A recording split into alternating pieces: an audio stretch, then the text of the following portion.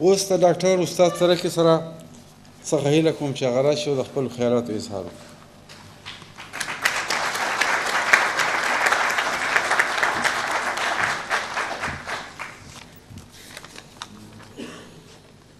د لوی خدای په نامه د 2008 کال په لومړۍ نیمایي کې د افغانستان په کلیو او باندو کې اټکل 1860 بمونه غورځول شوي. د هغه وخت راهیسې چې بهرنۍ قوتونو نړیوال نظامي ائتلاف افغانستان ته راغی، تر اوسه پورې اټکل 80,000 افغانان وژل شوي او د دغه افغانانو په منځ کې تقریبا 95% ملکي خلک وو. په جنګ ځپلې سهیلي سیمو کې په کلتوري لحاظ د 600 ښوونځي او تعلیمي مؤسسات دروازې تړل شوې. د دغه واقعیت ته تاسې په خپله فکر وکړئ چې کله چې د ښوونځي دروازې وتړل شي، اصلا د پوهنتون په کانکور کې مونږ داوطلبان نه لرو. کله چې داوطلبان نه لرو، په راتلونکو کلو کې د افغانستان اداري سیستم په قومي لحاظ بې انډوله کیږي. د دغه تاریخ واقعیت ته چې تیر شو، اکثرا اقتصادي پروژې په جنګ ځپلو سهیلي سیمو کې په ټپه درېدلې. د دغه ټول واقعیتونو یو څه چې مونږ د نتیجې په توګه ترلاسه کولی شو، هغه دا ده چې د پښتون قوم په وړاندې یوه لویه توطئه، یوه لویه نړیواله توطئه جریان لري. او په دغه توطئه کې نه یوازې د سیمې بهرنۍ قوتونه، بلکې د سیمې هېوادونه او د افغانستان ګاونډي هېوادونه اساسي رول درلودلی او لري. په دې کې شک نشته چې د مختلفو د پښتون قوم دشمن هېوادونو سره مختلف لاملونه د دغه دشمني په حساب موجود دی. مثلا نړیوال نظامي ائتلاف چې د غربي هېوادونه جوړ شوی، داسې فکر کوي چې د یوې خوا د طالبانو په وخت کې د غربي ارزښتونو په وړاندې د طالبانو حکومت و امارت دشمنانه دریځ ونیو. کوم چې طالبان د پښتون قوم، البته د غربیانو په حساب د پښتون قوم استازي ګڼل کېږي، باید دغه قوم چې متحجر فکر لري وځپل شي، وتپل شي، کډې ته مجبور شي، وینې توی شي، تر څو چې موږ غربي تمدن د غربیانو په اصطلاح د وحشت نه وژغورو. اما اصلي لامل، بل لامل د غربیانو سره دا دی چې دغه قوم د تاریخ په اوږدو کې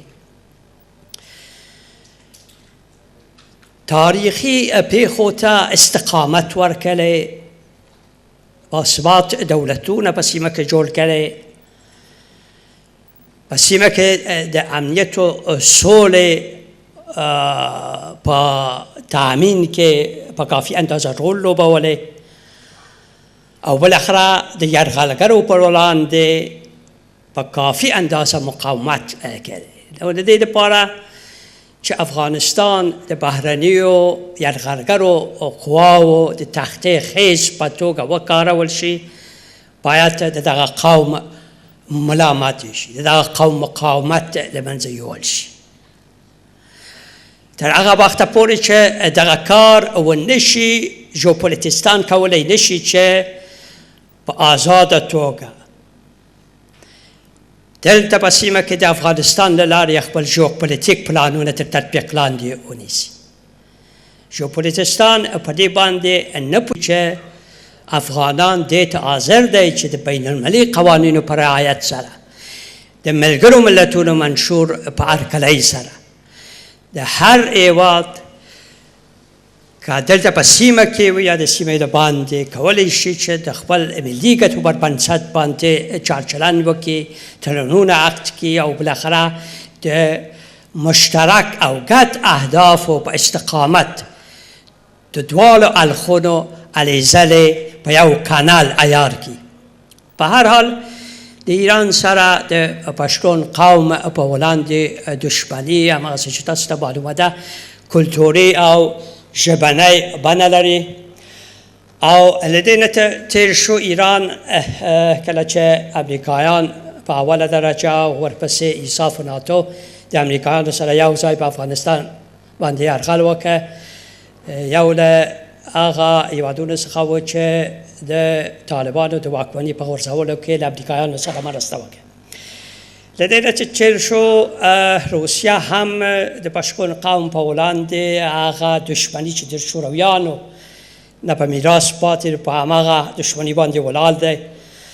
او په تاسف سره چې همدا اوس دغه دشمني پر بنسټ باندې د غربي هېوادونو سره د افغانستان په ارتباط په ځینې لوژستیکي موضوعاتو باندې چنه وهي، په معامله لګیا ده.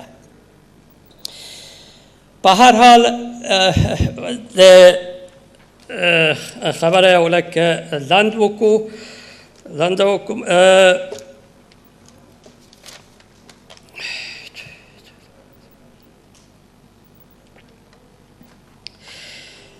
دغه ټول هېوادونه چې ما ورته اشاره وکړه په یو شی امکان لري چې ګډ دریځ ولري، او هغه دا ده چې په اوسنۍ شرایطو کې د افغانستان په دننه جګړه دوام وکړي، که امکانات یې موجود وي چې جګړه د سیمې نورو هېوادونو ته وځغول شي.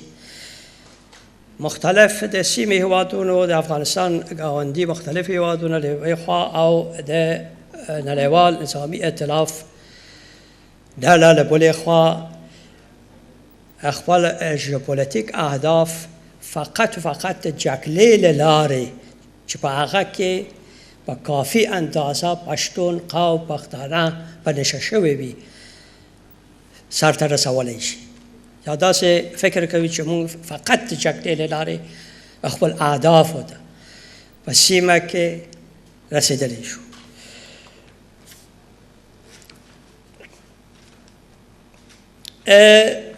نړیوال نظامي ائتلاف افغانانو ته د شپږ اوه کاله راهیسې په کافي اندازه دروغ ویلي. د دغه دروغ په ځینې مواردو کې زه اشاره کوم.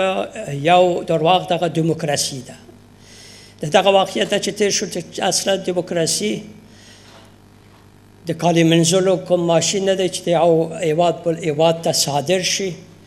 دیموکراسي د اقتصادي او سیاسي وډې پر بنسټ باندې په یو ټولنه کې په تدریجي توګه رامنځته کېږي، وده کوي.